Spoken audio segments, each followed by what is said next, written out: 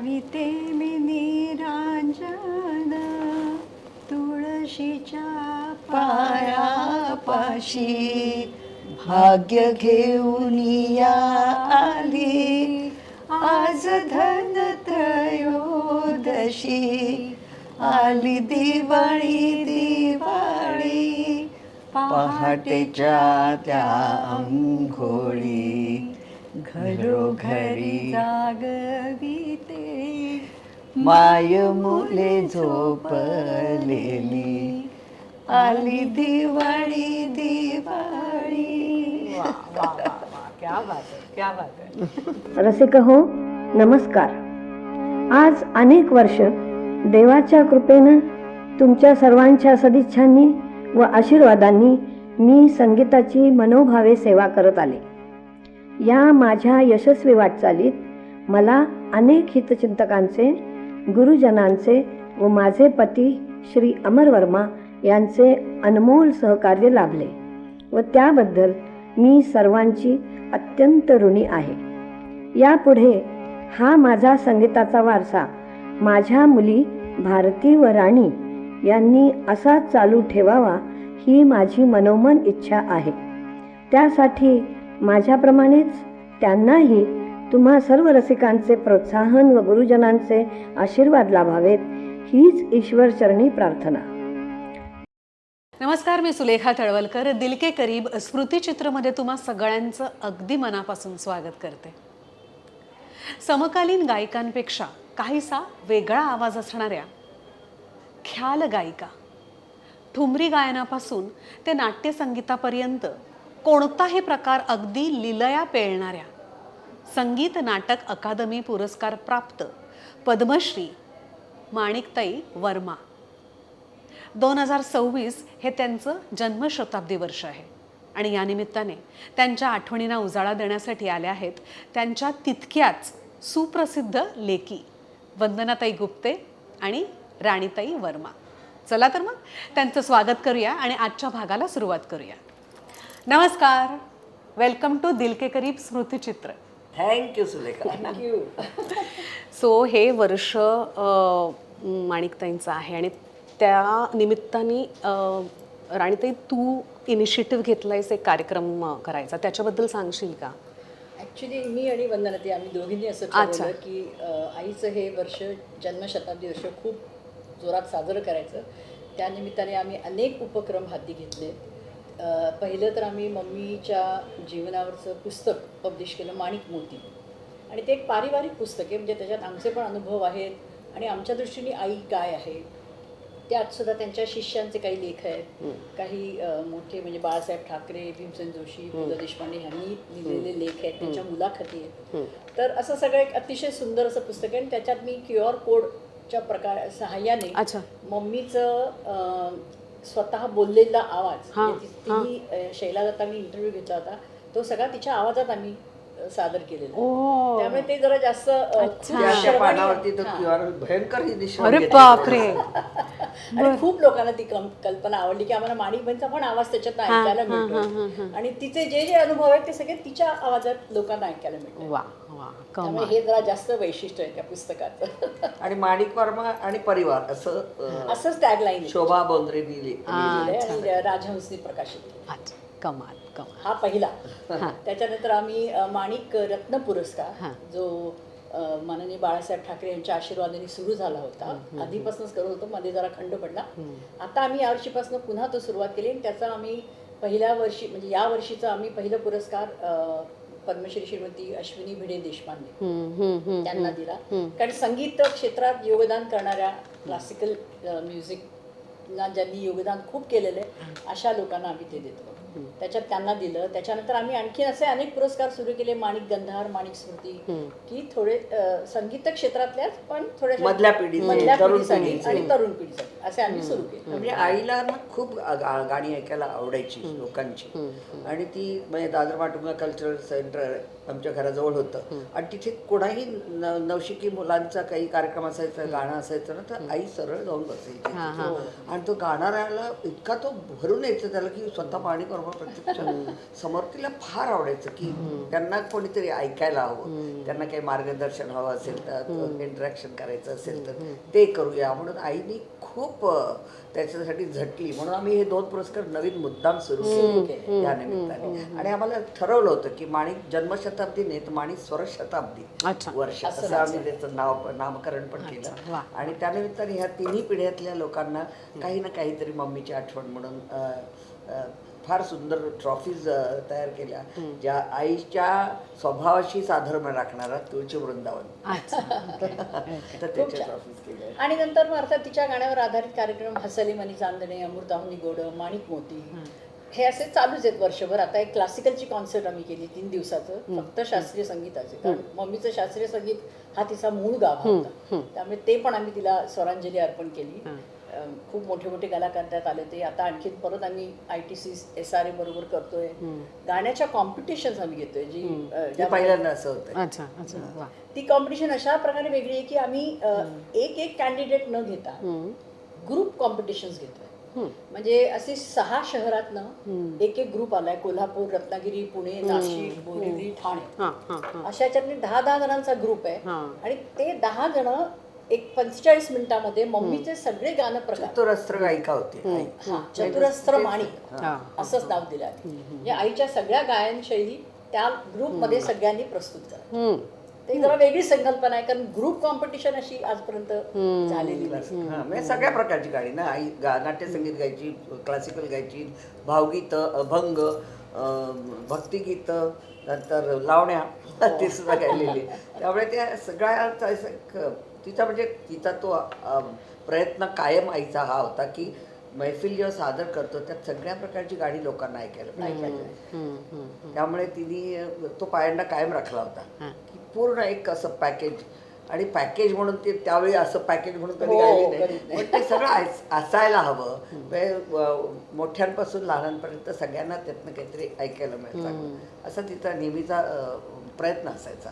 त्यामुळे आम्ही चतुरस्त्र माणिक वार्मा असं ते कॉम्पिटिशन. ते शुभदा दादरकर आणि श्रीकांत दादरकर मम्मीचा भाऊ, आणि म्हणजे त्यांची शुभश्री आणि माणिकम्मा फाउंडेशन असं आम्ही दोघांनी मिळून ती करतो. अच्छा अच्छा अच्छा अच्छा. आम्ही काय केलं, 1 वर्ष ठरवलं की आता हे आपण स्वरशताब्दी काय काय करता येईल ते पहिले आम्ही लिस्ट केली. आम्हाला फारच करायचं होतं, पण जेवढं शक्य झालंय त्यातले आम्ही सतत चालू आहे. म्हणजे अडीच्या प्रयत्न तर काय अफाटच आहेत, पण लोकांना जमवणं, काही फंड्स निर्माण करणं याला फार मेहनत घ्यायला लागते.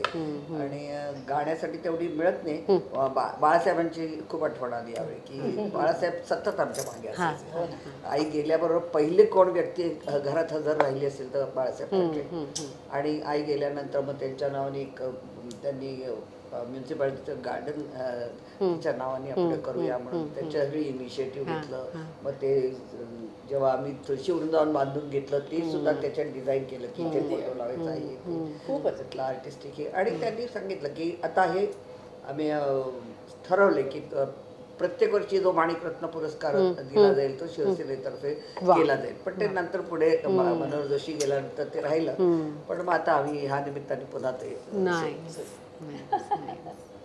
त्यांच्याबद्दल गप्पा तर चालूच राहतील, पण आमच्याकडून जरा एक छोटंसं स्वागत तुम्हा दोघींचं. तू हसलीस तरी आमचं स्वागत होतं. आपले एक अतिशय दिलके करीब मित्र आहेत प्रसाद शिवरकर. ते स्वतः वास्तू विशारद आहेत आणि एक मंगलमय देवयंत्र तुम्हाला त्यांनी भेट म्हणून दिलंय. या वर्षी आमच्याकडे यावं म्हणजे खूप आशीर्वाद येतात. आणि हे तुम्ही देवारात सुद्धा ठेवू शकता किंवा देवाराच्या कुठेही आजूबाजूला सुद्धा लावू शकता. थँक्यू. मूर्ती पण या सगळ्या प्रतिमा इतक्या छान आहे. त्यांच्या 2 संस्था आहेत, एक वास्तुप्रसाद आणि एक विवाह प्रसाद म्हणून नवीन संस्था, विवाह मंडळ सुद्धा त्यांनी चालू केलं. अरे वा. आता नाही आम्ही आता आम्ही त्याच्या पार हे ठेवून देऊया. सो राणीताई, हिराबाई बडोदेकर यांच्या आयुष्याबद्दल एक पुस्तक आहे, हे तुझ्यासाठी रोहन प्रकाशननी पाठवलेला आहे. थँक्यू. आणि आईच्या हो. आदर्श हो. हिराबाई बडोले. म्हणून म्हणून म्हणजे केवळ मैफिलीच्या आदर्श गायचं तर हिराबाईंसारखं गायचं असं तिने ठरवलं होतं. क्या बात आहे, थँक्यू. ते गायचं तर हिराबाईंसारखं हां. मैफिली हां. आणि हिराबाईंच्या मैफिलीत सगळं असायचं. आणि इतक्या सुंदर त्या दिसायच्या, त्यांची शालीनता ते सगळं आईमध्येही होतंच, ते काय मुद्दा मानायला नाही लागला तिला.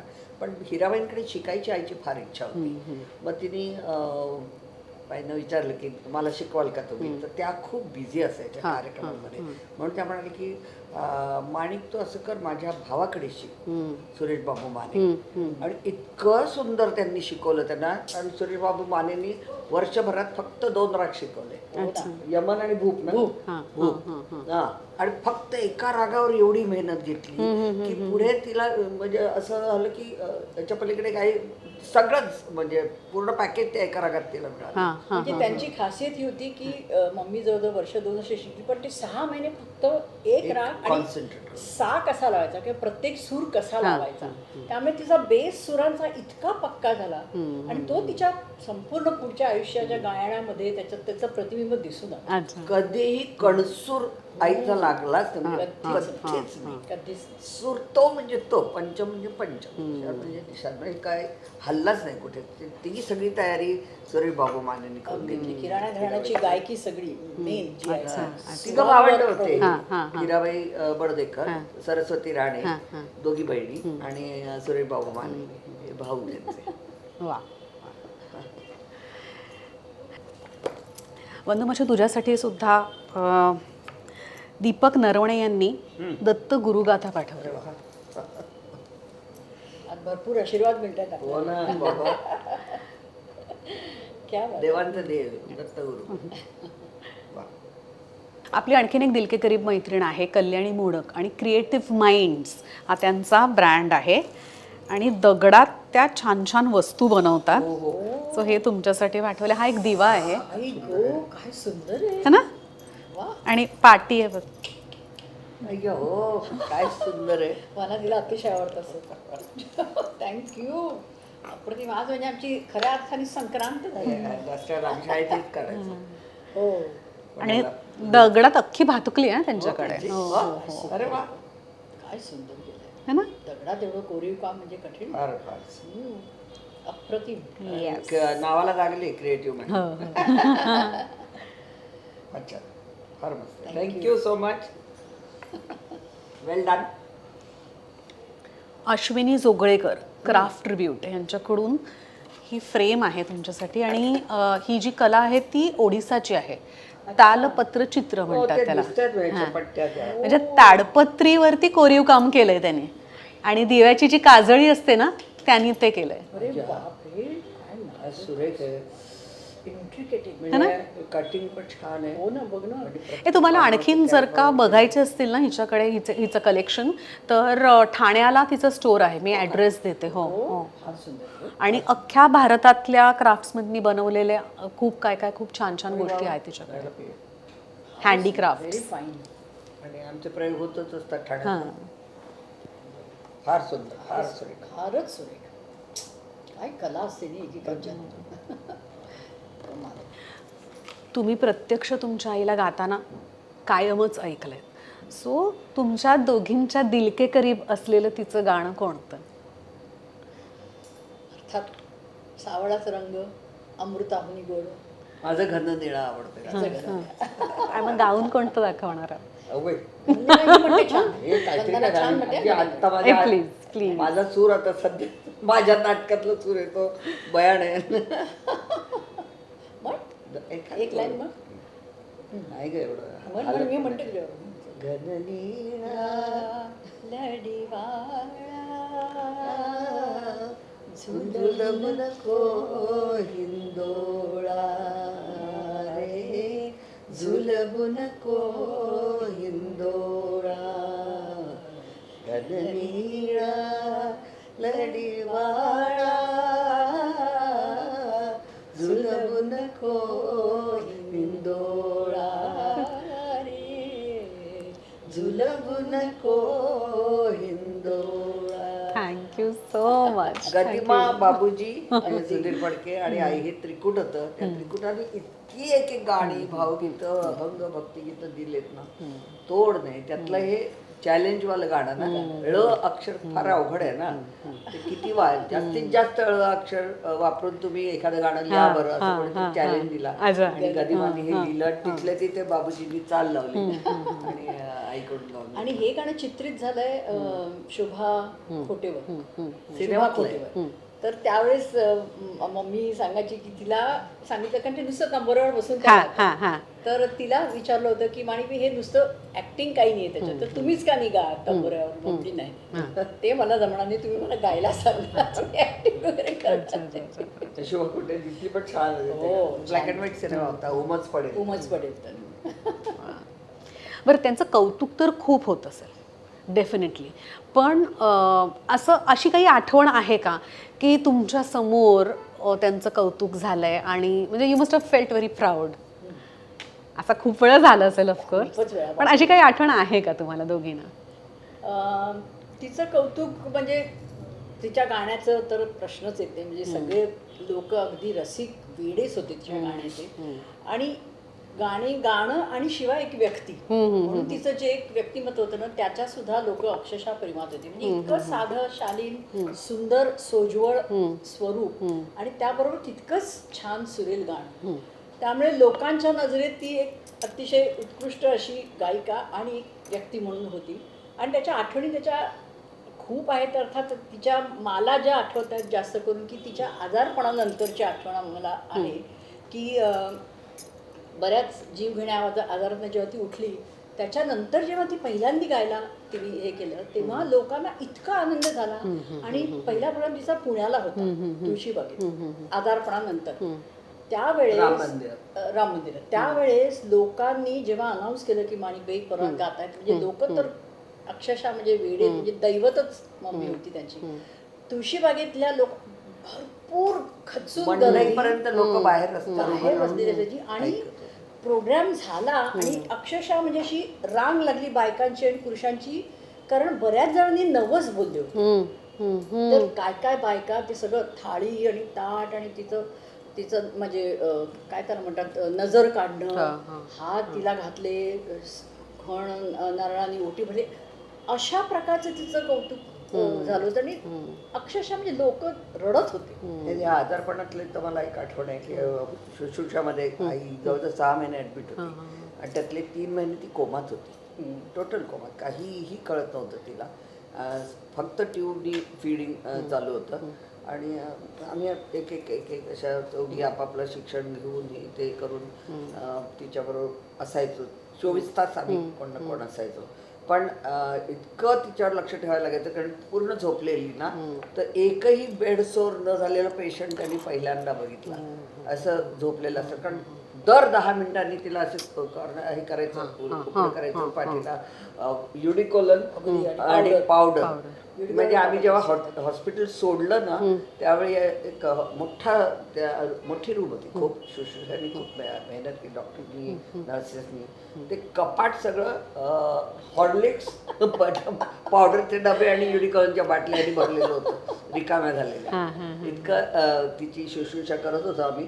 पण तिथे त्यावेळी फोन वगैरे काही नव्हतेच ना. एक फोन असायचा फक्त पॅसेजमध्ये रेग्युलर, जिथे नर्सेस बसायच्या. तर मी रूममध्ये होते, तर मला सांगितलं की कोणा तरी फोन आलाय म्हणून मी गेले. तर मी म्हटलं कोण बोलतंय? मैं दिलीप कुमार बोल रहा हूँ. मला वाटलं कोण चेष्टा करतंय काय? मैं दिलीप कुमार बोल रहा हूँ. कैसी है मानिक जी की तबीयत? म्हणजे काय, म्हणजे मला काही सुचेच ना काय. नहीं आप घबराइए मत, हम सब पूजा कर रहे हैं, हम बहुत दुआ है हमारी. आणि म्हणे आम्ही इतकं तिचं गाणं मी स्वतः तिचं गाणं इतकं ऐकतो. आणि ते क्लासिकल म्युझिकचं खूप आवड होती. तर हमारी दुआ है उनके पीछे. आणि परत 8 दिवसांनी परत फोन करून कशी आहे असं एकदा केला फोन, असं नाही. म्हणजे दिलीप कुमार सारखा माणूस बरं शुश्रूषेच्या बाहेर लोक तुफान गर्दी करायची कशा आहेत माणिक कारण अगदी डेथ बेडवर असल्यासारखी ती होती पण त्यातून बाहेर पडली ती आठवण म्हणजे त्यात लोकांचा आश्रय होताच तिचा. एक आठवण मला अगदी आता प्रकर्षाने सांगायची म्हणजे 6 महिने जवळ कोमात होती. रोज सगळे प्रयत्न चालू होते. आमचे जे डॉक्टर होते बॉम्बेचे ते म्हणाले की या बाईचं ऑपरेशन नाही करायचं. मेनिंजायटिस झाला होता तिला पण तिच्या मेंदूला हात नाही लावायचा कोणीच. ती बाई बाहेर आल्यावर गाता गाळा राहायला पाहिजे. डॉक्टर पालेकर ही इन्सिस्टेड की काही ऑपरेशन नाही मी माझ्या बरं करतो. खूप चांगले चांगले औषधं पाठवत होते लोक काही आयुर्वेदिक पाठवत होते चालूच होतं. पण एक संध्याकाळ मला आठवते अरुणती घरी गेली आणि मी रात्रीच्या शिफ्टला बसले आणि 7:30च्या सुमारास वगैरे ना एक बाई अशी दारावर टकटक करायला ते पाठी लावली कोणाला यात याची परवानगी नाही आणि नऊवारी नेसलेली हिरव्या रंगाची साडी नेसून एक बाई आली आणि ती म्हणाली मला फक्त माऊलीला माझ्या भेटायचं बघायचंय तर नाही पण म्हणता येईल ती आली आणि तिने उशीच्या खाली पुडी ठेवली आणि ती गेली. आणि दुसऱ्या दिवशी आई त्या आजारपणातून बेशुद्ध होती ती शुद्धीवर आली आणि तुला सांगते असा शुद्धीवर येतानाची आठवण आहे आम्हाला सगळ्यांना की ह्याचा धुपाचा असा वास येतो ना तसा वास संबंध त्या हॉस्पिटलच्या खोलीत भरला होता. आणि आम्हाला असं झालं की काय चाललंय इतकं मिरॅकल झालं ऐकताना सुद्धा शहारा येतो अंगावर. डोक्यानं फक्त तिच्या हात बरी होणार म्हणजे देव कुठल्या रूपाने येऊन आशीर्वाद देऊ. आयुष्यभर तिने विठ्ठलाची गाणी गायली राम विठ्ठल कृष्ण म्हणजे सगळ्यांची ज्ञानदेवाची सगळ्यांची गाणी गायली आणि हा प्रसाद तिला मिळाला. ही एक आठवण आहे. पण आई कधी ना आपलं मोठेपण घेऊन घरी आलीच नाही. आता आमच्या अपब्रिंगिंगमध्ये आई खूप बिझी होती आणि आमच्यावर चांगले संस्कार व्हावेत म्हणून आम्हाला पुण्याला ठेवलं होतं आणि पुणेरी संस्कार व्हावेत. आजी बरोबर राहायचं. आजीबरोबर आम्ही भावंड करायचं. आजी मामा 2 माम्या 2 आणि आम्ही मामे भावंड आणि आम्ही सगळे मिळून असे 9 मुलं एकत्र राहत होते. बाळ गोपाळांचा सगळा असायचा. खूप मस्ती वगैरे करायचो सगळं.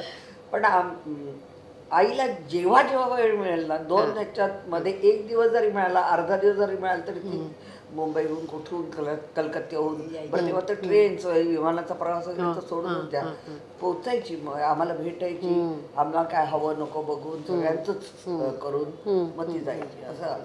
तेवढ्यात आम्हाला डोसा खायला घेऊन जायची काहीतरी म्हणजे आमच्या आवडीचं आईस्क्रीम वगैरे. तर मला आठवतंय म्हणजे शाळेत मी जेव्हा जात होते तेव्हा माणिकबाईंच्या मुली आहेत म्हटल्या तर तेवढं आम्हाला सारखं कळायला लागली आपण काहीतरी वेगळे होतो. माणिकबाईंच्या मुली सगळ्याच मुली आदराने बघायच्या सगळ्या शिक्षिका आदराने बघायच्या त्यामुळे मनात येईल आता केवळ माणिकबाईंची मुलगी म्हणून ढकललेलं आहे पुढे प्रत्येक गोष्ट कारण मी अभ्यासच करायची नाही. पण माणिक तुझी मुलगी आहे कारण का आईच्या मैत्रिणी सगळ्या माझ्या शिक्षिका होत्या. माणिक तुझी मुलगी म्हणून आम्ही हिला वरच्यावर कारण ढकलतोय असं दरवर्षी तिला ऐकायला लागायचं. आणि 7वी पर्यंतचं शिक्षण झालं. आई म्हणाली बाद झाला आता वचिले बाजी नको तुम्ही चला मुंबईला. पण मोठेपणा तिने कधी घरीच नाही कधीच नाही म्हणजे ती इतकी मोठी आहे बाहेर हे आम्हाला माहितीच कळलंच नाही. आणि मला असं वाटतं तेच संस्कार तुम्हा सगळ्यांवर सुद्धा झाले. कारण तुमच्याबरोबर पण मी खूप वर्ष काम करते आणि कुठे म्हणजे माहीत असतं की तुम्ही मोठ्या आहात पण तुमच्याबरोबर काम करताना कधीच जाणवत नाही. ते संस्कारच मम्मीने जिथे नाही गेले तिथे आम्हाला काय. हो ना. आणि पण मी जेव्हा आता आम्ही आपापल्या क्षेत्रात वेगवेगळ्या आणि ती गाणं तरी केलं दीदीनी सिनेमे केले नाटक केलं सिरियल्स केल्या मी फक्त नाटक जास्त करून केलं. तर आईने एवढंच सांगितलं की करा तुम्हाला काय ज्याच्यात आवड आहे ते करा पण उच्च कोटीचं काम करा असं मध्ये राहू नका आणि विद्यार्थी दशा सोडू नका कायम विद्यार्थी आहोत आपण. आणि शिडीची शेवटची पायरी कधीही गाठायची नाही. तुम्हाला वर असं वाटलं की तुम्ही वरती पोचलात की तुम्ही तुमची प्रगती थांबली तो आपल्याला सगळं येतंय असं कधीच समजायचं नाही अजिबात. आणि याचे किती अनुभव आले आम्हाला. म्हणजे आम्ही सगळ्या आई गेल्यानंतर आम्ही जेव्हा माणिकरत्न पुरस्कार सुरू केला होता तेव्हा भीमसेनजींना द्यायला पुरस्कार आम्ही पुण्याला त्यांच्या घरी गेलो. आम्हाला 8 वाजता सकाळी आदल्या दिवशी कार्यक्रम करून आलेल्या शिष्याकडून नवीन चीज शिकत होते. भीमसेन जोशी स्वतः अच्छा आपल्या शिष्याकडून. म्हणजे त्यावेळची ही सगळी मंडळी केवढी मोठी होती मनाने आणि किती साधे होते स्वभावाने. ह्याचं प्रत्यक्ष उदाहरण सगळ्यांकडनं ती बघायला. सगळी पिढीच वंदनीय होती. प्रश्नच आणि सगळे येऊन एकत्र राहायचे. काही त्यांचं कॉम्पिटिशन नाही. प्रेम आदर इतका एकमेकांच्या बद्दल. इतकं घरी येणं जाणं असायचं. सगळे कलाकार आमच्या घरी येऊन कुमारजी राहायचे. यायचे. 2-2, 3-3 दिवस खूप छान खेळ मल्लिकार्जुन रणसोर, कुमारजी, खूपच छान. बाई फुलं खूप खूप राहायचे. त्यामुळे ते लोक आम्हाला असे फार कोणी मोठे आहेत असे पहिल्यापासून वाटलंच. त्यांच्या घरात ते सगळे वाटले. दादरकर म्हणून काय ओळख करून द्याल त्यांची? माणिक दादरकर आजी तिच्या आईचे म्हणजे माणिकच्या आई म्हणजे आमच्या आजीने तिला फार प्रोत्साहित केलं. म्हणजे अगदी सुरुवातच तिने केली की तू गायिका व्हायचं आणि ह्यांच्याकडे शिकायचं. आणि आजी स्वतः तबला घरी तालीम करताना आजी स्वतः तबला वाजवायची. बशीर खान साहेब म्हणून त्यांच्याकडे आजी शिकायची.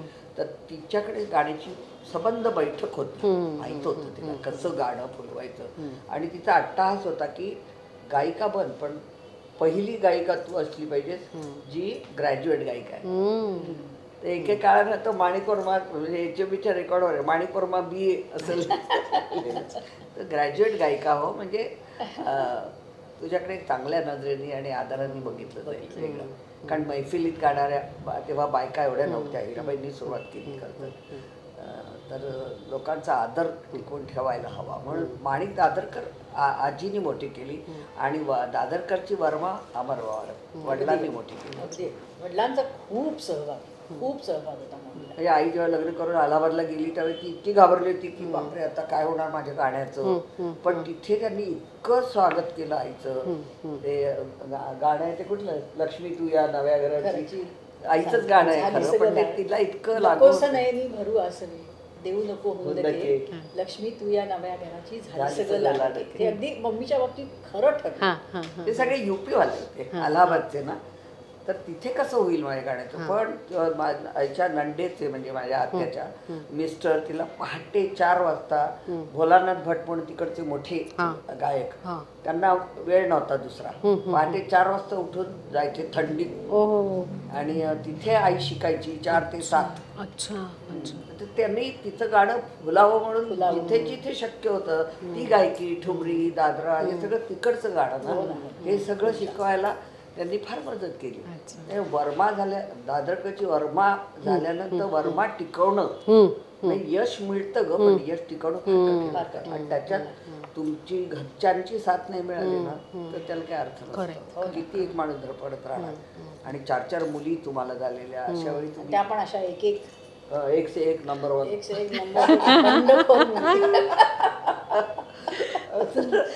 तर अशा मुली. पण वडिलांचं मला एक गंमत सांगितलं त्याच्यावर आठवण झाली. आम्ही जेव्हा मुंबईला आलो तेव्हा कळलं की आपल्याला आता आपली इस्त्री आपण केली पाहिजे, आपला युनिफॉर्म आपण घातला पाहिजे, आपल्या वेळे आपण घातले पाहिजे, आणि शाळेत आपणच जायला पाहिजे, कोणी उचलून घेऊन नाही जाणार, आणि पासही आपल्यालाच व्हायला पाहिजे. तर वडील संध्याकाळी आराम खुर्चीवर बसायचे आणि किती वाजता कोण येते 7च्या आत घरात जो हिचा सिनेमा होता ना स्मिताचा, तसं आमच्याकडे वातावरण होतं. म्हणजे असं कंपल्शन नव्हतं, पण किती वाजता जाते घरात बाहेर आणि किती वाजता येते याच्यावर त्यांचं फार लक्ष असायचं. ते आपला ऑफिस बिफिस संपवून आली की आराम खुर्चीवर बसायचे. तर रानी आली, हाँ रानी तो तुम सुबह यहाँ से 8 बजे निकली, फिर क्या हुआ, कहाँ गई, कौन कौन मिला, अच्छा असं अच्छा सगळे काढून घ्यायचे दिवसभर, कोण मैत्रिणी आहेत, कोण मित्र आहेत, मग तिथे किती वेळ होती, असं मग गेलीस का शाळेत, असं सगळं काढून घ्यायचे. आणि 4-4 मुलींना ते रिपीट करायचं. आणि असं नाही की बाबा काही जबरदस्ती आहे, असं छान खुबीने सगळं काढून घ्यायचं. खूप फ्रीडम दिला आम्हाला, खूप फ्रीडम. आणि त्यामुळे इनफॅक्ट आमची जबाबदारी वाढली. आणि एक वाक्य आम्हाला रोज ऐकवायचे ते म्हणजे कुछ भी हो सकता है जिंदगी, सगळ्याची तयारी ठेवा, काही होऊ शकतं. हो ना, खरंच हे आम्हाला स्ट्रॉंग बनवायला पप्पा कारणीभूत. आणि मग आईचा आजारपण आल्यानंतर आमच्या पाठीमागे सतत ते उभे होते. म्हणजे आईच्या डॉक्टर बघत होते, पण आमचं सगळं जे आहे खाणं पिणं वेळेत होतंय की नाही, आमची आबाळ नाही होता कामा, म्हणून ते वेळेवर जा, मग तेवढी झोप काढून या, तोपर्यंत मी आहे इथे, हे सगळं टाइम मॅनेजमेंट. तेच ना, म्हणजे आलाबाची पण सगळी माणसं खूप ते कष्टाचे दिवस होते. आणि काय म्हणतात ते स्ट्रेसफुल. म्हणजे या सगळ्यामध्ये पप्पांनी खरं म्हणजे अतिशय उत्कृष्ट शायर, डायलॉग रायटर, प्रभातमध्ये डायलॉग रायटर म्हणूनच ते काम करायचे आधी. उत्कृष्ट शायर, हिंदीचं अति उत्कृष्ट, उर्दूचं नॉलेज, पण त्यांनी आणि खूप छान शेरशायरी लिहायचे, गझल वगैरे. पप्पांची एक शायरी पण आहे. त्यांनी ऐकत हे कम्प्लीट केल्यानंतर त्यांनी कधीही स्वतःची म्हणजे कला ही मम्मी पुढे नाही आणून दिली. सेकंड म्हणजे नेहमी बॅकड्रॉपला राहून त्यांनी आईला मोठे करत. आईला मोठं केलं. स्वतःचं इतकं छान ते शायर होते, पण स्वतःचं मोठे पण कधी त्यांनी म्हणजे मम्मी पुढे दाखवलं. फार सुंदर, अप्रतिम. मी बॅकफुटवर राहून काम केलं. अगदी त्यांची आम्ही इनफॅक्ट मी आणि भारतीने त्यांच्या गझलची एक कॅसेट काढली होती, कॅसेटच्या जमान्यात. महावीरजींनी त्याला चाली दिले. तर त्याच्यात एक नजम आहे, अप्रतिम आहे.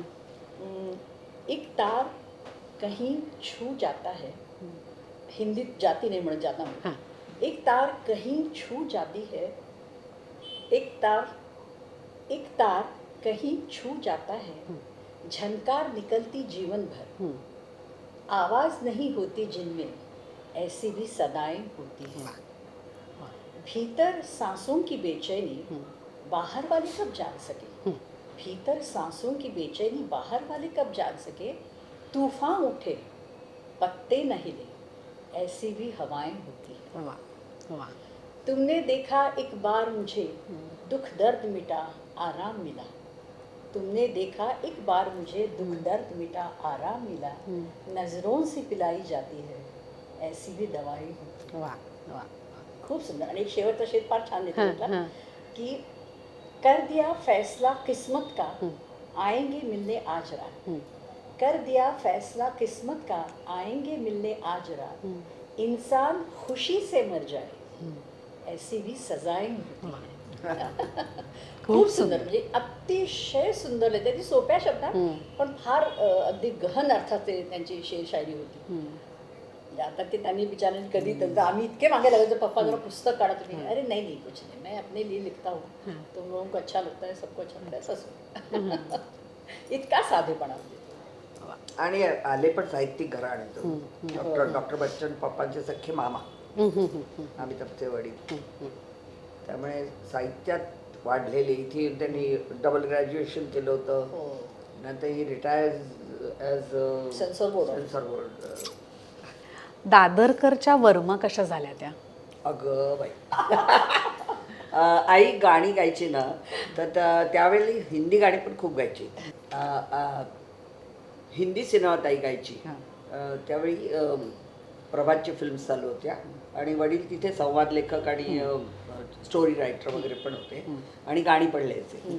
त्यामुळे तिथे काम करताना मम्मीचे हिंदी उच्चारण सुधारण्यासाठी म्हणून अमर वर्मांची तिथे नियुक्ती केली. हां, आणि हिंदी गाणी होती सगळी.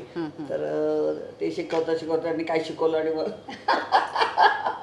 म्हणजे प्रभातमध्येच त्यांचं प्रेम फुललं आणि एक सगळे एकत्र राहायचे. राम फाटक, भाई म्हणजे पु ल देशपांडे किंवा आणखी दोघं तिघं कोण होते का? देवानंद. हां, हे तिघं चौघं एका खोलीत राहायचे. राम गबाळे. हां, कारण ते चौघं प्रभातसाठी जेव्हा काम करायचे ना, सगळे हे वाटतात ना की काम करायला, काम मिळवायला आलेली माणसं कुठून कुठून. तर सगळ्यांना कळलं की माणिकच्या प्रेमात पडलेत वगैरे असं. आणि आता म्हणजे हिंदी उच्चार सुद्धा खास लक्ष दिलं त्यांनी. आणि त्यांनी सांगितलं की तर पु ल देशपांडेंच्या कानावर बातमी गेली की, आणि पुलंनी आणि आईनी खूप एकत्र काम केलं होतं ना मराठी. आणि त्यांची प्रत्येक फिल्ममध्ये पुलंनी लिहिलेल्या किंवा त्यांनी संगीत दिग्दर्शन केलेलं मम्मीचं गाणं असलंच पाहिजे असं होतं. त्याने त्यांच्या कानावर जेव्हा कळलं की माणिक दादरकरची वर्मा होणार, तर ते म्हणाले अरे रे, वर्मावरच गाव घातला. म्हणजे आई खूप पॉप्युलर होती तेव्हा कॉलेजमध्ये. सगळे जणांना इथं तिचं रूप, तिचं गाणं, इतकी साधी गोड मुलगी. त्यामुळे त्यावेळेस आय एम शुअर बरेच पुरुष मरायचे असतात. मी डॉक्टर लालूंबरोबर काम करत होते ना सुंदरगडा, तेव्हा मला म्हणाले डॉक्टर की आम्ही माणिकबाईंना बघण्यासाठी आम्हाला तिकीट परवडायचं नाही. SP कॉलेजमध्ये जेव्हा गणपतीत हे व्हायचं ना महोत्सव, त्यात माणिकबाईंचं गाणं असायचं. तर म्हणे आम्ही असे शिड्या लावून कंपाऊंड वॉलवर बसायचो आणि माणिकबाईंना ऐकायचं आणि माणिकबाईंना बघायचं, असं आमचं काम होतं. इतक्या सुंदर शालीन दिसायच्या तशाच त्या गायच्या म्हणे. आणि माणिकबाईंचं लग्न ठरलं तेव्हा खूप आम्हाला वाईट वाटलं.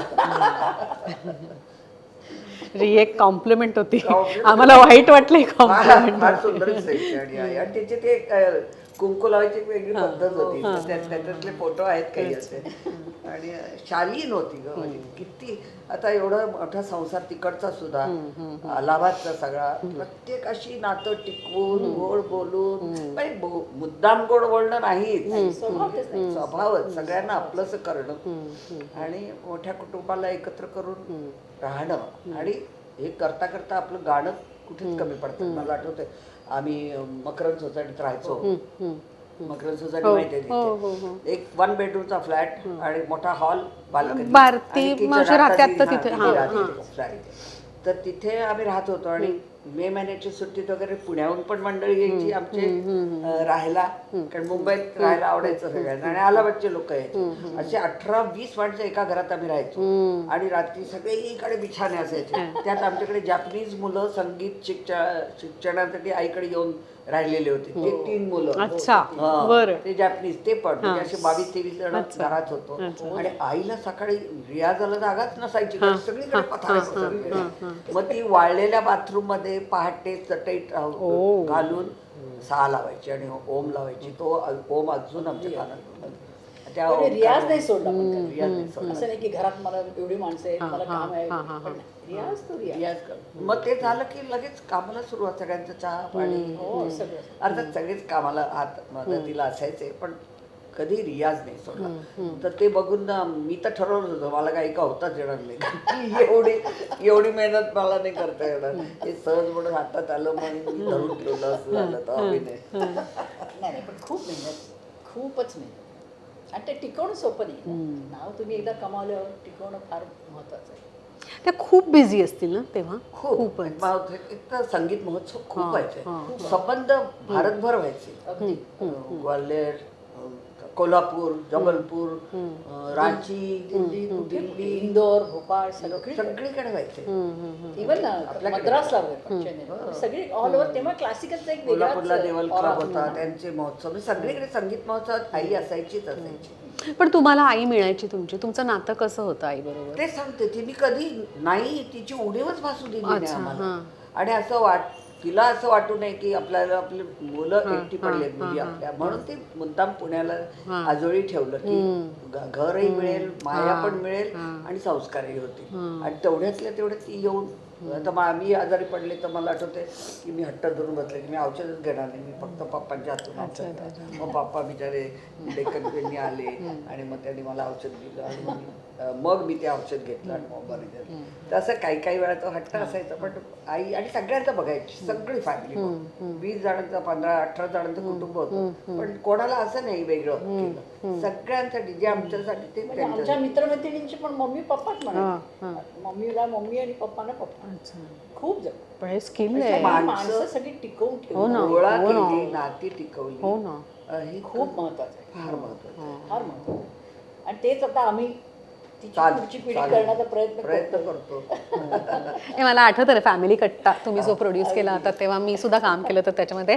आणि तुमच्या कंपनीचं नाव आहे सिस्टर कन्सर्न, पण आम्ही चिडवायचं कन्सर्न्ड सिस्टर्स, कारण इतकी काळजी घ्यायचात प्रत्येकाची. आणि प्रेम करायची पद्धत काय, तर काय सुंदर साडी घेऊन जा, हा म्हणजे दटावून सांगायचं पण प्रेम सुद्धा करायचं.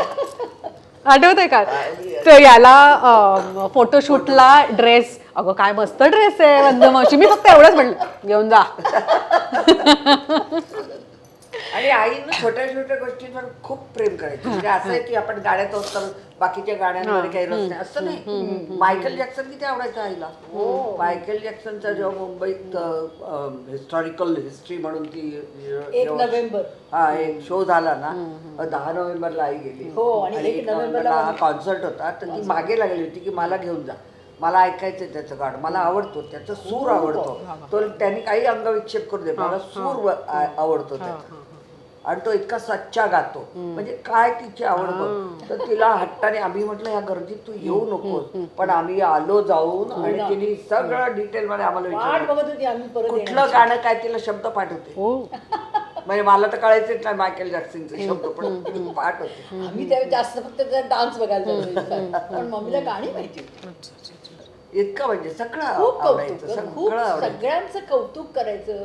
कोणाला मार्गदर्शन हवं असेल तर ते द्यायचं. म्हणजे काय असं नाही की मी कोण तुम्ही कोण, काहीच नाही. आता आई भक्तिगीतं भावगीतं गायची, पण मी लावण्या गायची. म्हणजे पण तेच आवड, सूर आहे ना, सच्चा आहे ना, मग गातो. तुला जे आवडते, तुला जे गाता येते ते गा, तुला जे आवडते ते कर असं. मला पण म्हणजे मी पण सप्तक सुरू केला हिंदी गाण्यांचाच कार्यक्रम. आणि हिचा उच्च सूर आहे, म्हणजे आईचं गाणं तर- त्यामुळे मला मम्मीकडे गाणं शिकायला कधीच जमलंच नाही. कारण ती म्हणजे माझा आवाज काळीच्या तुझा काळी एक, ते आयदर तुझा तरी तू आवाज खराब करून घेशील किंवा माझा आवाज खराब होईल. त्यामुळे तो मी माझ्याकडे गाऊ नको, तुला गायचं तर वसंतराव कुलकर्णीकडे जा जिथे तुला व्यवस्थित शिक्षण मिळेल.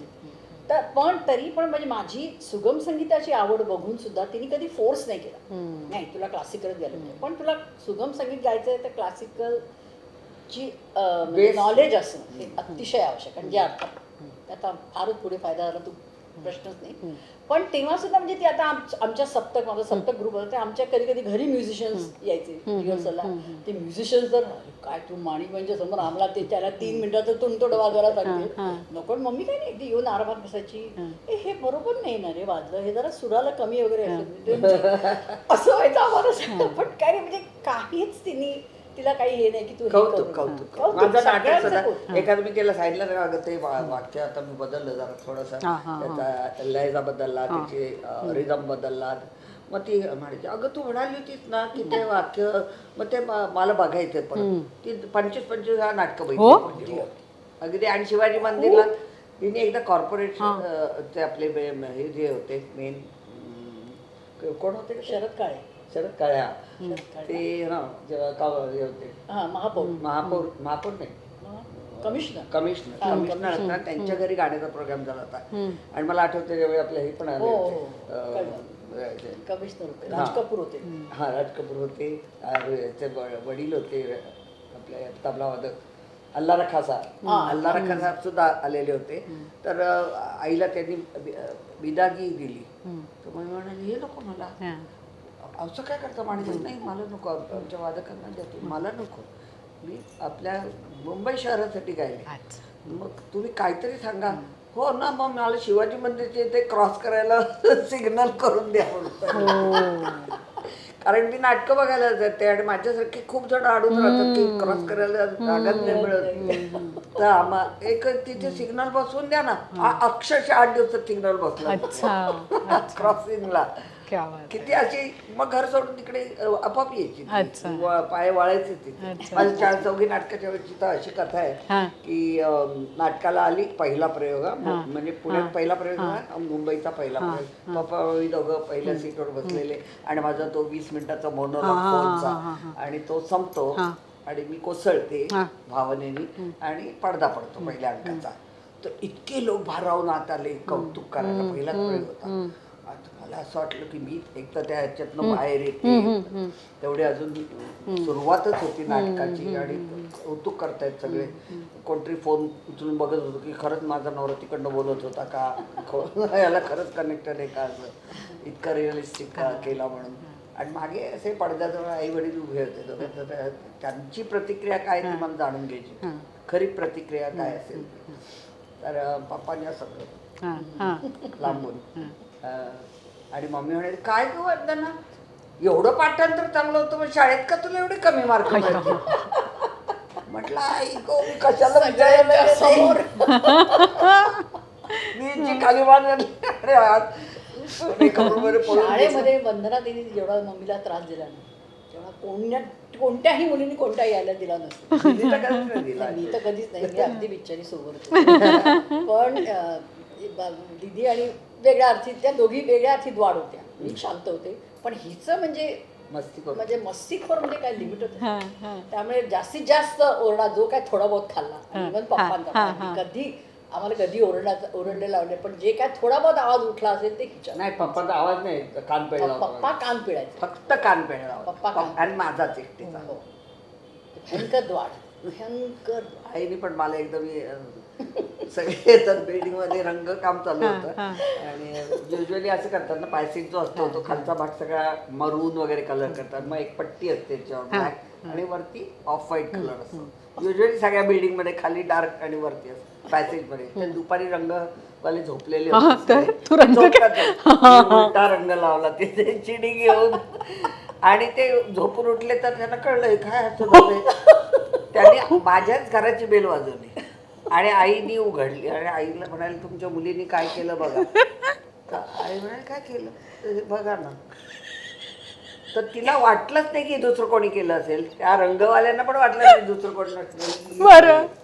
आणि मला आईनी थोबाडात लागवली त्यांच्या देखत पहिल्यांदा आयुष्यात मी. आणि मग सतत इतकी रडायला लागली. नंतर ती गेल्यानंतर मला घेऊन आलं नटराज आणि मग नटराज इथे होतं बघा, तुला आठवतंय का, उडुपी होता नाही, इथे नटराज लाजाच्या समोर. खांडके चाळी. तिथे खाली उडुपी होता. तिथे जाऊन मग डोसा खायला घातला. त्यावेळेस आमचं खाणं म्हणजे पार्टी आमची म्हणजे डोसा. नटराज सारख्या ठिकाणी जायचं, मम्मी पप्पा कोणी किंवा आम्ही खाण्याची पिक्चरला आवड गेलो, होती, खूप आवडायचं खायला. पिक्चरला गेलो की मम्मीला समोसा आणि पप्पांना कुल्फी. हे असं ठरलेलं असायचं सगळं असं छान. नाही, सगळ्याची आवड होती, सगळ्या गोष्टीच्या. खूप सगळ्या गोष्टी. आणि कधी आम्हाला पण समजा कुठे जायचं असेल कधी रिस्ट्रिक्शन नाही की हे करू नका ते करू नका. सगळ्याचा आनंद घ्या ही ती नेहमी सांगायची. सगळ्याचा आनंद घ्या. आई बाबांचं नातं कसं होतं? मला असं म्हणते की दे were made for each other. म्हणजे इतकं एकमेकांवरचं प्रेम, विश्वास आणि एकमेकांना सपोर्ट करत करत आयुष्य कसं जगावं, सगळ्यांना बरोबर घेऊन आयुष्य कसं जगावं, नाती गोती, मित्र मैत्रिणी, कलाकार, ह्या सगळ्यांवर त्यांनी एकत्र प्रेम केलं. म्हणजे असं नाही की मम्मीला काही लोक आवडायचे आणि पप्पांना नाही हे करू, कधीच नाही. जे मम्मीचे लोक तेच पप्पांचे लोक, जे पप्पांचे लोक तेच मम्मीचे लोक, आणि तीच फॅमिली. आणि त्या सगळ्यांना एकत्र घेऊन एक मला असं वाटतं की आदर्श जोडपं पण आणि आई वडील असे आम्हाला मिळाले. त्यामुळे आमचं भाग्य.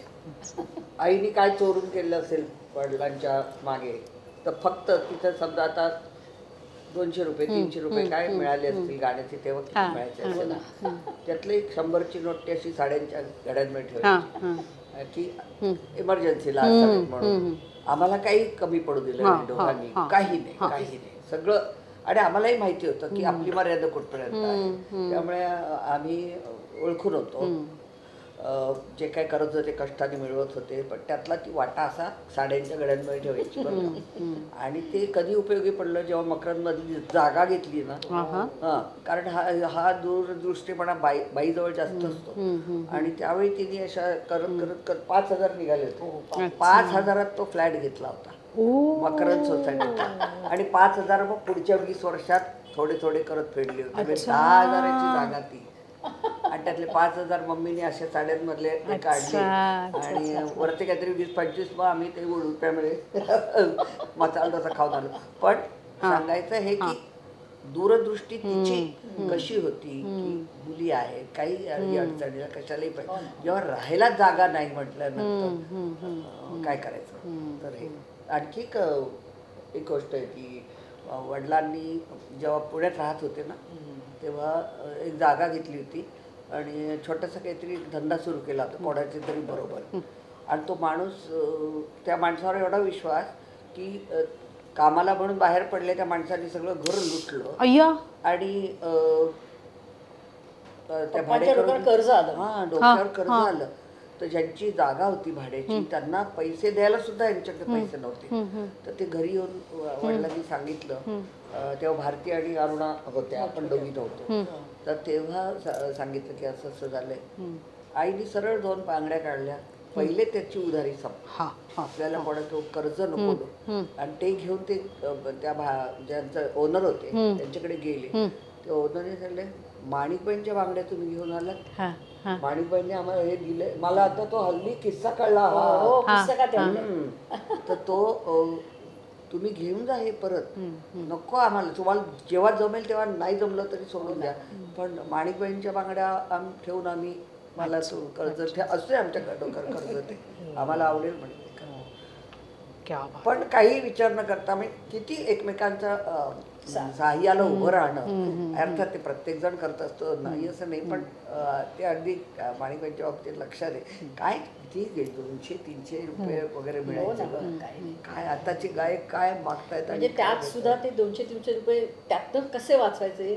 तर समजा आता एक दिल्लीला कॉन्फरन्स असेल तर ट्रेननी, त्यावेळेस सगळे ट्रेननीच प्रवास सेकंडनी वगैरे करायचे. जायचं, ट्रेनचं सेकंड जायचं. क्लासचं तिकीट काढणार ती किंवा थर्ड क्लासचं तिकीट काढणार. त्यांनी ऑर्गनायझरनी फर्स्ट क्लासचं दिलेलं अच्छा असतं. अच्छा अच्छा. पण ते करून जेव्हा असं दिल्लीच्या आधीचा काही स्टेशन असेल तिथे मग ती उतरून त्या फर्स्ट मध्ये जाऊन बसायची. म्हणजे ऑर्गनायझर जेव्हा येतील तेव्हा त्यांना वाटेल की मी फर्स्ट मध्ये तेवढे वाचवले पैसे.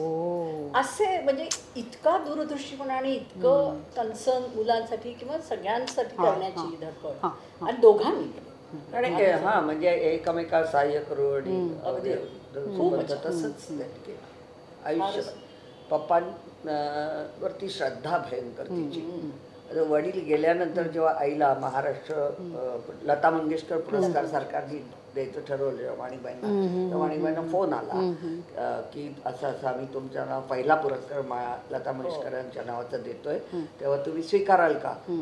तर तिने माझ्या नवऱ्याला शिरीषला फोन केला. शिरीष असं असं विचारताय, घेऊ का मी हा पुरस्कार, कारण वडील नव्हते तेव्हा ना. तिला असं वाटलं हे मी अमरजींना विचारणार, पण तिने मग शिरीषला विचारलं. शिरीष म्हणाला हो माणिकबाई काय तुमचा सत्कार आहे, एवढा मोठा सन्मान आहे, तुम्ही मला का विचारताय. नाही मग कोणाला तरी विचारावं असं वाटलं मला. असं म्हणजे इतकी श्रद्धा आपल्या सहकार्यावर. खूप छान होतं, खूप छान. खरं तर आम्ही चौघी बहिणी, भारती, अरुणा 2 नंबर, 3 नंबर मी, राणी आणि मग राणी, म्हणजे 4. आम्ही चौघी कन्या कसल्या, सुकन्याच नाही का. आम्ही मुलंच. पप्पा आम्हाला ये मेरे 4 बेटे आहे. पण काय झालं, भारतीचा जन्म झाला आनंद, अरुणाचा जन्म झाला अर्थात आनंद, तिसरी मी झाले तर मी रडलेच नाही. मी इतकी बेरडत हे पहिलं रात्री कळलं. माझा जन्म झाला मी रडलेच नाही. मग डॉक्टरांनी मला असं उलटं धरलं, कुल्यावर थापड्या मारल्या आणि मग मी रडले. डॉक्टर पुरंदरांच्याकडे माझा जन्म. म्हणजे राणीचा मला तो पुण्याला जन्म झाला. माझा पुण्यात. तर राणी जेव्हा झाली ना की चौथी पण मुलगीच झाली असं डॉक्टर म्हणाले. तेव्हा मम्मीला खूप त्रास झाला होता मेंटली. खरं म्हणजे तिला कोणीच नको होतं 3 नंतर. झालीच तर अर्थात राणीच्या ऐवजी राजा चालला असता. पण तिथं 2 तास तोंड नव्हतं बघितलं. आणि त्यावेळेस लताबाई वगैरेचं आमचं खूप म्हणजे मम्मीकडे येणं जाणं असायचं. आमचं म्हणजे मम्मीचं, मी नव्हतेच तेव्हा. पण मग लताबाईंनी घरी येऊन मम्मीला ते तिचा काय विचारचा दोष, आम्ही नाही का चौघी बहिणी, ठीक आहे ना तिच्या. मग असं ते तिला बऱ्याच जणांनी तिला सांगून लताबाईंनी मनवून वगैरे मग तिने माझं तोंड बघितलं. पण आयुष्यभर खूप प्रेम केलं, ती गोष्ट वेगळीच. पण भारती कलेच्या क्षेत्रात लवकर आली. पण त्यावेळी सुद्धा सांगते की जेव्हा भारती नाटक करायचं ठरवलं तर वडिलांनी गोवा हिंदू असोसिएशनचं नाटक होतं, त्यांचा इंटरव्ह्यू घेतला. कोण आहे ही माणसं, कशी आहेत, काय आहे, त्यांनी काय काय केलंय, तर आपल्या मुलीला सिनेमात नाही जाऊ दिलं कोणाला. हो ना, कोणाला. भारतीला पण खूप सिनेमे येत होते पण नाही जाऊ दिलं. ती अरुणाला कलेमध्ये इंटरेस्टच नव्हता. ती always wanted to be a doctor. मग ते डॉक्टरला काही 1% मार्क कमी पडले म्हणून तिला डेंटिस्टला ऍडमिशन मिळाली. तर ते म्हणाली मी नाही लोकांच्या तोंडात हात घालणार. मग तिने फिजिओथेरपी घेतली. पण त्या थेरपीचा आईच्या आजारानंतर आईला परत उभं करण्यात पूर्ण अरुणातीचा वाटा आहे. म्हणजे डॉक्टर नाही घेणार एवढे आरडाओरडा करून तिने आईकडून हे करून घेतले व्यायाम, म्हणून आई निदान बसू शकली. काय झालं ते मी म्हटलं मगाशी उल्लेख केला ना की फक्त प्रोटीन जायचं ना तर कॅल्शियम जायचं. ते कॅल्शियम डिपॉझिट झालं, ते काढायला ऑपरेशन करायला लागलं. आणि त्यावेळी जे एक्सरसाइजेस होते परत नॉर्मल होण्यासाठी ते फक्त अरुणा खूप शिव्या खाल्ल्या तिने आईच्या. म्हणजे तिला खूप त्रास होत होता, पण तिने ते करून घेतलं. अशी अरुणा आमची हेल्थ मिनिस्टर आहे. म्हणजे आम्हाला कोणालाही काय झालं की पहिला डॉक्टरकडे फोन जायचे म्हणजे आमचं तिच्याकडे जायचं. आणि तिचं लक्ष असतं ते करून. आता आजच सकाळी फोन आला, काय करतेस वंदना ग, कुठे आहेस तू, कशी आहेस, बरी आहेस ना, तू पायासाठी जाऊन आली का डॉक्टरकडे वगैरे. झालंय धडपड करते, जरा आराम कर, धावपळ करते. सगळं काम ती सगळ्यांना सगळ्यांचे उपदेश ती हेल्थ वाईज देत असते. आणि हे आमचं राणी. पण आज त्या दोघी सुद्धा असत्या इथे तर मला खूप मजा आली. पण आमचा बॉन्ड एवढा आहे ना एकमेकींशी. म्हणजे आम्ही गेली 35-38 वर्ष आम्ही एकमेकींना राखी बांधतो. हो माहिती आहे मला. सखी पौर्णिमा. हो सखी माहिती. पौर्णिमा करतो आम्ही, राखी पौर्णिमा नाही करत, सखी पौर्णिमा. आणि तसेच आहे ते. पण आम्ही चौघी एकमेकींकरता आहोत आणि आम्हाला मम्मी पप्पांनी शिकवलं की कधी काही झालं तरी तुम्ही एकमेकींकरता असा. त्यामुळे ते एक बंधन आमचं जे पहिल्यापासून बॉन्ड झालाय ना तो आहे. अजूनपर्यंत शेवटपर्यंत टिकून आहे अजून. आणि हीच शिकवण ह्यांनी यांच्या सगळ्या मुलांना पुढे दिली. त्यांची पण मुलं इतकी घट्ट आहेत. हिची 2 मुलं, दिदीचा मुलगा, अरुणादीची 2 मुलं खूप जवळ, सतत आईला भयंकर नातवंडांचं कौतुक, खूप सतत टच मध्ये असतात. खूप कौतुक. त्यामुळे जेवढं होतंय तेवढं पुढे न्यायचं. आजी झाल्यावर तर एक वेगळं बॉन्ड. त्यामुळे तिला असं वाटायचं की नको आता काढावं, तर मी हेच करते, नातवंड सांभाळते. तुमच्या आजीचं आणि तुमचं नातं कसं होतं? खूप छान होतं. आम्ही आजीकडेच होतो ना, मला तर आजीचा इतका गोडवा होता तिच्या वागण्यात. एक तर सकाळी चहा करणं हा तिचा सर्वात मोठा व्यवसाय. धर्म. आणि चहाची खोली म्हणून एक प्रसिद्ध आहे आमच्या घरातली. अच्छा. तिथे फक्त त्या खोलीत चहा व्हायचा. चहात व्हायचा. आणि आईला सगळ्यांना, आजीला म्हणजे चहा करून घालण्यात भयंकर आनंद. आणि आम्हाला जी काही शिस्त लागली किंवा बेशिस्त लागली काय त्याच्यात आजीचा सर्वात मोठा. आम्ही 11 मुलं 9 मुलं तर असायचो. आले आणखी कोणी 11 मुलं. 11 मुलांना सकाळी पहाटे 5 वाजता उठून ती अभ्यासाला बसायची. प्रत्येकाचा डेस्क होता वेगळा लाकडाचा. आणि श्रीकांत म्हणजे तिचा मुलगा, आमचा मामा जो आहे, जो आता 75 झाला ऑलरेडी, तर तो आमच्याच वयाचा साधारण असल्यामुळे तो त्याच्यावर भयंकर लक्ष असायचं की हा उठतोय की नाही. श्रीकांत मग तो म्हणायचा. आम्ही सगळ्यांनी सूर्यनमस्कार घालायचा. हा तिचा एक शिस्त तिची भयंकर. मग आम्ही सगळे श्रीकांत 11 म्हणायचा तर मी 9 म्हणायची. श्रीकांत 9 10 आणि आम्ही काही करत असायचो. पण चहा घालणे. पण एक आता किस्सा सांगते. आम्ही एका घरात एवढी माणसं, त्या घरात एकच बाथरूम आणि एकच संडास. बर. आणि आजी 3 महिन्यातनं एकदा आम्हाला चहामध्ये एरंडेल घालून द्यायची. एकाच दिवशी सगळ्या मुलांना. म्हणजे आमची काय अवस्था असेल, त्या स्वतःवर कंट्रोल कसा करायचा हे आम्हाला शिक्षण आजीने शिकवलं. तर कोठा साफ असायला पाहिजे. आणि एक आजी रोज एक वाक्य सांगायची की 1 घास कमी खा, 2 घास कमी खा, 2 घास कमी खा, असं सांगायचं. किती करेक्ट आहे ते. आपण 2 घास आणखी जास्त खातो, त्याच्यापेक्षा 2 घास कमी खा, म्हणजे तुमच्या पोटावर परिणाम होणार नाही, दुष्परिणाम नाही होणार. आणि इतकी सुंदर स्किन होती आजीची. मी तर सारखे तिचं असं करून आजीचं पोट असं करायची. अगदी शिंतळ, गोरी, सुंदर. आणि एक लुना नावाचं काहीतरी लोशन होतं ना ग. हो. ती अशी लावून सबंध रोज अगदी. आणि डोक्यावर पदर देखणी दिसायची. म्हणजे ते अनफॉर्च्युनेटली त्या काळात बायकांना गाणं प्रतिष्ठा मानलं नाही म्हणून तिने तो सगळा तिचा हट्ट मम्मीवर पूर्ण केला. तोपर्यंत काळ पुढे गेला होता. पण जरा पुढे गेला काळाचा. पण आजीचा पण आता म्हणजे आमच्या 2 माम्या, त्यांनीच आमचा जवळजवळ सांभाळ केला. पुण्यातले मामा मामी सगळे, म्हणजे इतकं सगळं छान आम्हाला. आम्ही इतक्या छान वातावरणात वाढलो ना, एकत्र कुटुंबात वाढलो. त्यामुळे आणि पौष्टिक खाणं प्रत्येका मुलाच्या पोटात काय गेलं पाहिजे रोज, हा एक आजीचा शिरस्ता होता. आम्ही शाळेतून आलो की 11 जण आम्ही रांग लावून उभे राहायचो.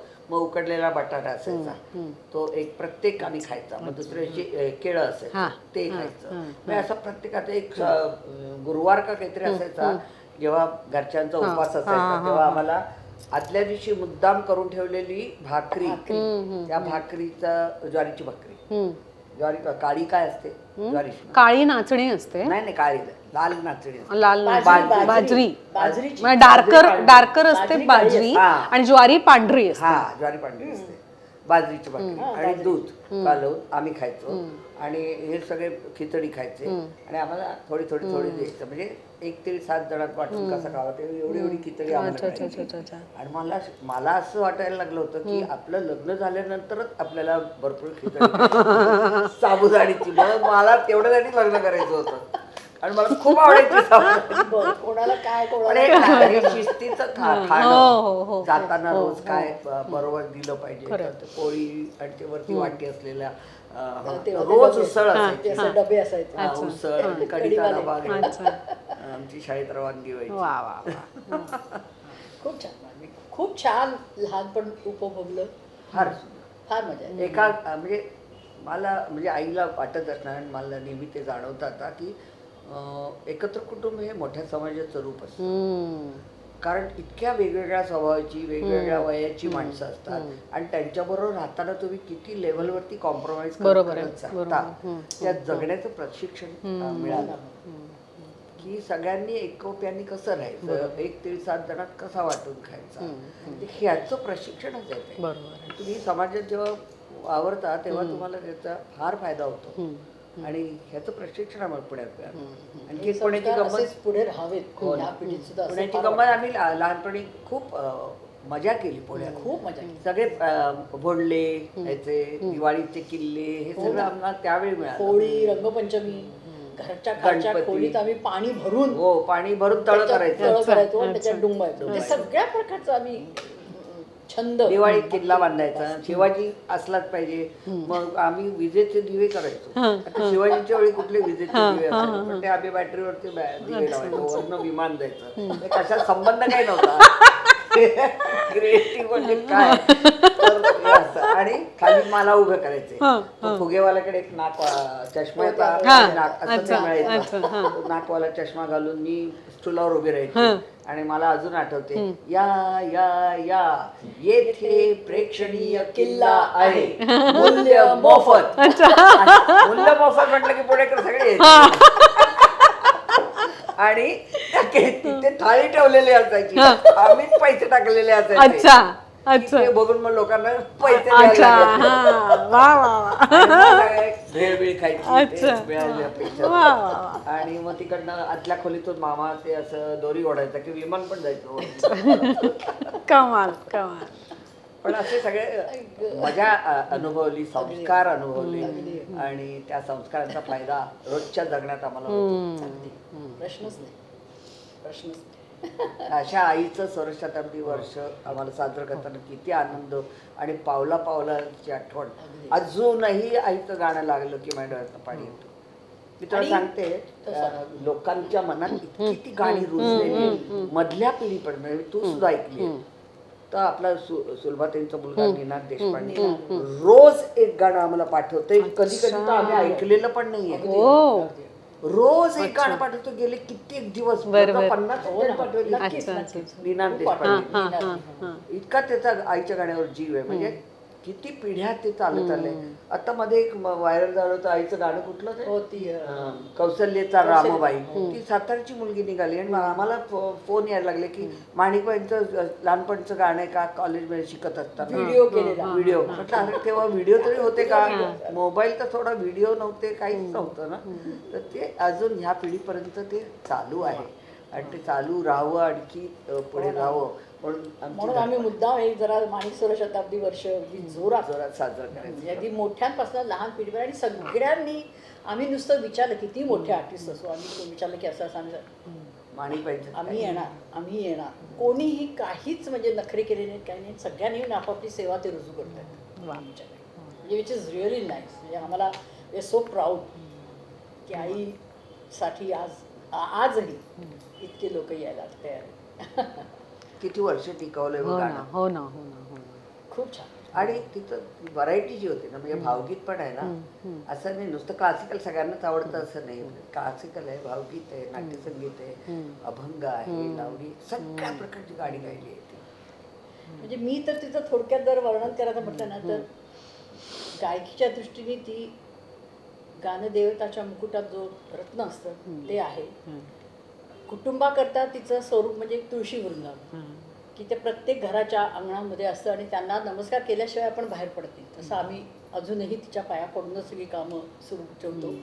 आणि रसिकांच्या हृदयात ती सतत तेवत राहणारा एक सुरांचा नंदात वा वा वा वा. असं आहे. असं तिचं थोडक्यात वर्णन मला आता सुचलं एकदम म्हणून. म्हणून आम्ही जी ट्रॉफी केली ती तुळशी वृंदावनाची ट्रॉफी आहे. ते फार सुंदर ट्रॉफी केली आम्ही. आणि अजूनही दिवाळीची प्रत्येक पहाट आईच्या गाड्यांनी व्हायची सुरू, लावी ते मी नेरांची. आणि सांगायची गोष्ट म्हणजे 10 नोव्हेंबरला जेव्हा आई गेली पहाटेच्या सुमारास, आणि तिथे 6च वाजता हॉस्पिटलमध्ये 6 वाजता हॉस्पिटलमध्ये तिच्यावरती उपचार चालू होते, केलेलीच होती, जिवंत ठेवण्याचा प्रकार चालला होता. आणि इथे समोर गणपतीची मूर्ती होती, मी तिथे उभी होते, आम्ही प्रार्थना करत होतो बाहेर काढायला म्हणून.